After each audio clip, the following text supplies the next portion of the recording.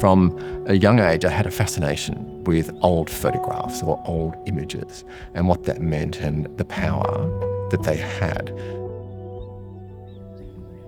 Images, in a way, give us an entry point into understanding and realising that the breadth of human experience is something which can be encapsulated and almost captured in a photographic image. In many respects, it's almost like writing a script.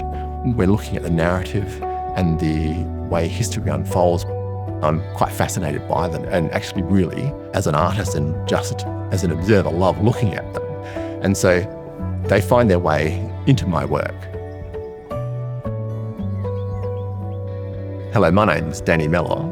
I'm an artist and I'm at Queensland Art Gallery with an exhibition of mine called Marru, The Unseen Visible.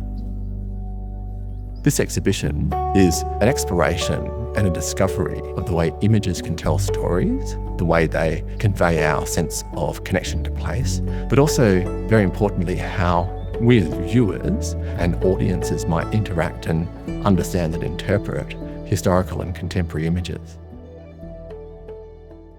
The title of the exhibition, Marru, Becoming Visible, is a Dyirbal word that relates to something gradually coming into sight, or, as the title says, becoming visible. And I used that as a way of talking about ideas around hidden histories, around concealed things that we discover, those sorts of things that we kind of unravel as part of a journey either of research or even a journey through life.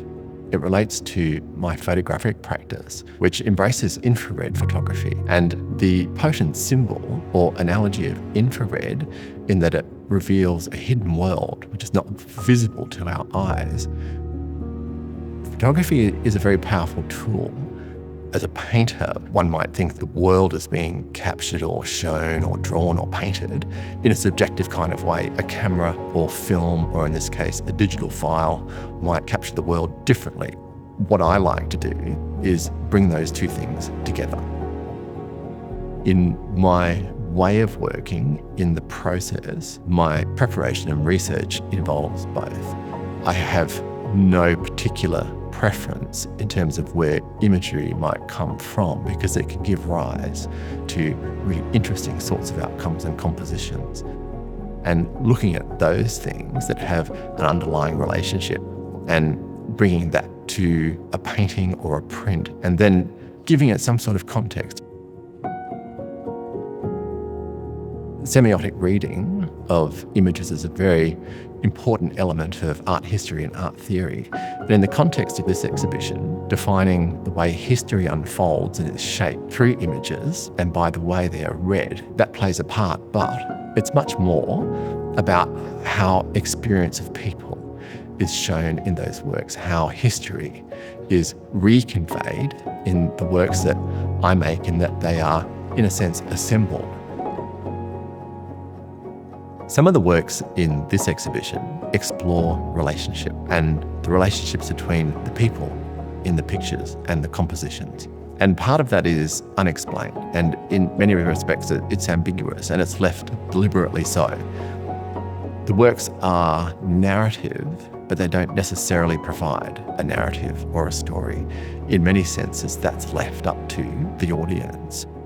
There's a relationship that is present, and how we interpret that is something which I find quite interesting as a thing to leave to people to arrive at, in the sense that they will have their own interpretation and story. They'll create something in order to understand the image, and that's an important part of reading an artwork, coming to an understanding, both personally, but perhaps also in relation to an awareness of history as well. How one can imagine people felt at that time, what it is they were experiencing. What was it like for someone from the Asia Pacific region? What was it like for an Aboriginal person to have their world upended? To discover and begin to consider those things and bring them into my work is one of the fundamental and core motivations that I have for exploring imagery.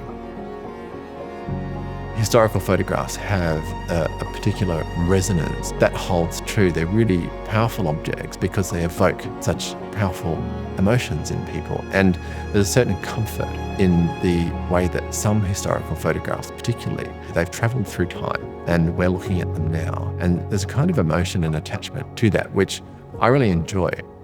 It helps people with an entry point of not just looking at something, but also beginning to understand perhaps deeper stories, how important images are, and how it is that we, artistically or otherwise, relate to them. We're in an age now where we're literally flooded with images.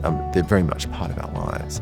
If we think back to 100 years or more ago, photographs were comparatively rare. There were special kinds of objects, and so to present them as a kind of library by which people can then begin to develop and trace a narrative in their own mind and arrive at an understanding of, perhaps the way they would interpret that particular composition and set out of images and photographs is really an important element of that piece.